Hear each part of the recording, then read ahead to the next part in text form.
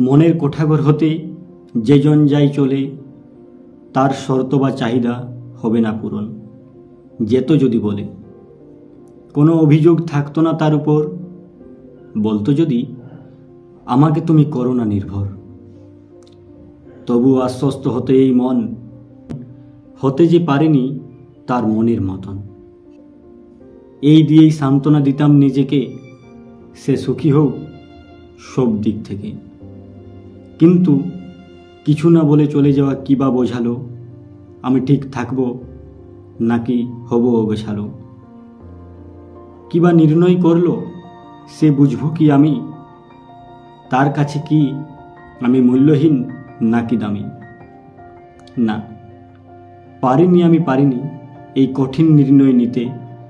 পাগল হয়ে ঘুরেছি, নিজে হেরেছি শতবার তার ওই জিতে। তবুও বিদ্রুপ বিতৃষ্ণা আসেনি কখনো, আসেনি কোনো অভিশাপ তার প্রতি।